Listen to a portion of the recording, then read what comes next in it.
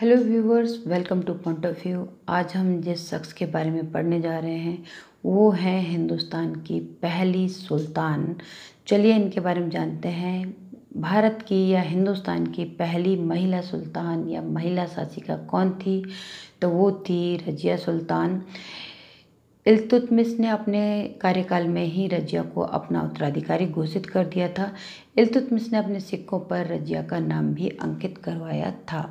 इल्तुतमिश, जो कि रजिया सुल्तान के पिता थे, उन्होंने अपने जीवन काल में ही रजिया सुल्तान को अपना उत्तराधिकारी घोषित कर दिया था।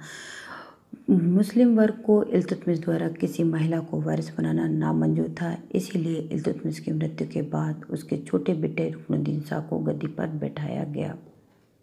रुकनुद्दीन फिरोज शाह ने केवल 6 माह तक ही शासन किया था, क्योंकि वह एक गैर जिम्मेदार और अय्याशी शासक था। इल्तुतमिश की विधवा और रुकनुद्दीन शाह की मां शाह तुर्कान का भी शासन पर जल्द ही नियंत्रण खो गया। तब 1236 को रुकनुद्दीन और उसकी मां की हत्या कर दी गई। उसके पश्चात मुसलमानों को किसी अन्य विकल्प के अभाव में एक महिला शासिका को बागडोर सौंपनी पड़ी। इस प्रकार रजिया सुल्तान 1236 को दिल्ली सिंहासन पर बैठी। रजिया सुल्तान दिल्ली पर बैठने वाली भारत की हिंदुस्तान की पहली और एकमात्र महिला शासिका थी। रजिया सुल्तान दिल्ली की जनता और अमीरों के सहयोग से सिंहासन पर बैठी थी, क्योंकि रजिया को सुल्तान बनाने का अधिकार केवल अमीरों के पास था। शासन कार्यों में रजिया की रुचि अपने पिता के शासनकाल में ही थी काल से शुरू हो गई थी। घुड़सवारी और तलवारबाजी उसने बचपन में ही सीख ली थी। उसमें योग्य शासिका के सभी गुण थे, केवल एकमात्र अवगुण था कि वह एक औरत शासिका थी।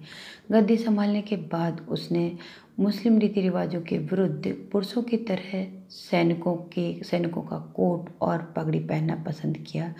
रजिया पुरुषों की तरह चोगा और कोट पहना करती थी। रजिया चोगा, टोपी, कोट आदि पहनकर खुले चेहरे के साथ दरबार में आती थी। रजिया अपनी राजनीतिक समझदारी और नीतियों से सेना तथा आमजन का ध्यान रखती थी और जल्द ही वह दिल्ली की एक शक्तिशाली शासिका बन गई। रजिया के द्वारा हबशी गुलाम जलालुद्दीन याकूत को अस्तबल का अधिकारी बनाना और अपना अंगरक्षक बनाना अमीरों को रास नहीं आया। याकूत को उच्च पदों पर आसीन करना, रजिया द्वारा शासकीय कार्यों में याकूत से सलाह मशवरा करना अमीर वर्ग को बिल्कुल रास नहीं आया। कुछ अमीरों द्वारा रजिया पर बदचलनी के इल्ज़ाम लगाए गए। भटिंडा पंजाब के राज्यपाल इख्तियारुद्दीन अल्तुनिया ने रजिया सुल्तान के विरोधियों के साथ मिलकर रजिया के विरुद्ध युद्ध छेड़ दिया। रजिया एक बहुत बड़ी फौज लेकर याकूत के साथ विद्रोह दबाने हेतु दिल्ली से भटिंडा गई। युद्ध में याकूत मारा गया। रजिया को अल्तुनिया ने बंदी बना लिया। रजिया ने मौका पाकर के अल्तुनिया से विवाह कर लिया। वैसे भी अल्तुनिया रजिया का पूर्व प्रेमी था। इस बीच दिल्ली की गद्दी पर भी रजिया के छोटे भाई ने अधिकार कर लिया।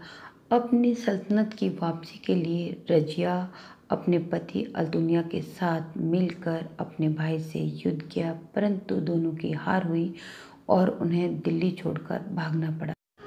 उसके बाद वे दोनों कैथल पहुंचे और वहां उनकी सेना ने उनका साथ छोड़ दिया। 1240 में रजिया और अल्तुनिया दोनों मारे गए। इस प्रकार हिंदुस्तान की योग्य और बहादुर शासिका अमीर सरदारों के अविश्वास और जालसाजी आदि के कारण अल्प काल तक ही शासिका रह पाई। अगर आपको मेरा वीडियो पसंद आए तो लाइक, शेयर, सब्सक्राइब कीजिए और आगे मिलेंगे हम इसी तरह के अन्य वीडियो में। Okay, take care, bye bye.